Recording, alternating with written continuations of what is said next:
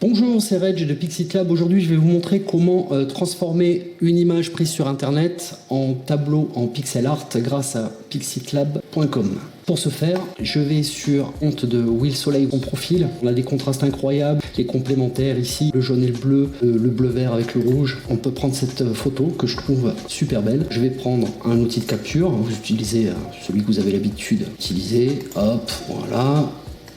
Un petit recadrage comme ceci. J'essaie d'être précis. Voilà. Donc l'image est recadrée. Je n'ai plus qu'à l'enregistrer. Voilà.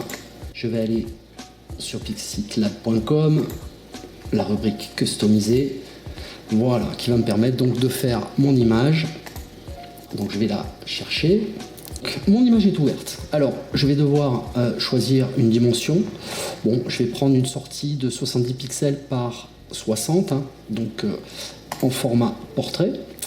Donc là, je vais avoir un tableau déjà de belle taille, format L. Alors, je vais étendre bien sûr la sélection du cadrage de l'image.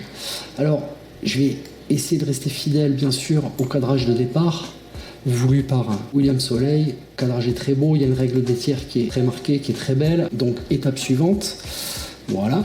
Alors, tout de suite, je vais jouer avec la balance des blancs. Donc, la balance des blancs, c'est ici, ce qui va me permettre de clarifier mon image.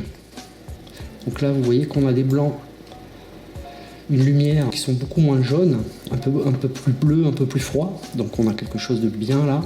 On peut rajouter de la netteté, c'est récupérer des détails, vous voyez la différence. Donc on va récupérer pas mal de petits détails très clairs qui vont contraster avec les tons sombres. Donc ça devrait être intéressant. Plus il y a d'informations sur l'image et plus le traitement va être varié.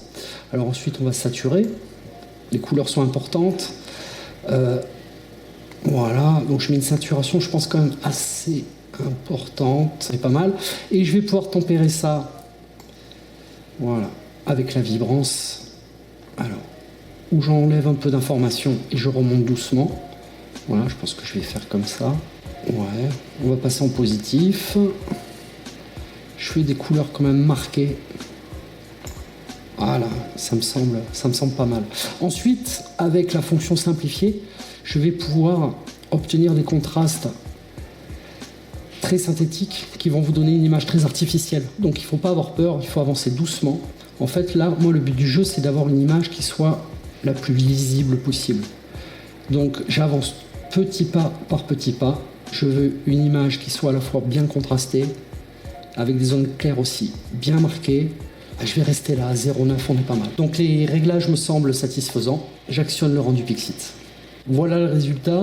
Bon, mais c'est superbe. Vous voyez qu'on a une grande richesse de couleurs, beaucoup de contrastes, les complémentaires qui sont bien respectés bien sûr. Donc on voit bien que aussi bien sur les contrastes que la lumière, que sur l'intensité des couleurs, on obtient quelque chose de très satisfaisant. Donc c'est super beau. Il ne me reste plus qu'à commander la fabrication des plaques ici. Donc ajouter au panier, ça lance automatiquement ma commande, je la valide et puis mes plaques de pixels sont fabriquées pour moi sur mesure en fonction du résultat de mon image. Donc j'obtiendrai bien 42 plaques de 100 pixels chacune, donc pour un tableau une fois reconstitué sur mon mur qui fera 90 cm par 1,5 m. Donc j'espère que ça vous a plu et que ça vous a aidé à comprendre un petit peu les tenants et les aboutissants de l'outil Pixit Lab et de vous rendre compte que deux choses, plus votre image est belle au départ, plus vous avez une chance d'avoir une composition en pixel art qui sera intéressante, et deux, bien sûr que c'est pas compliqué, tout le monde peut y arriver, on avance pas à pas, on regarde en direct le résultat et lorsqu'on est satisfait du rendu, on le valide. Voilà, merci, à bientôt.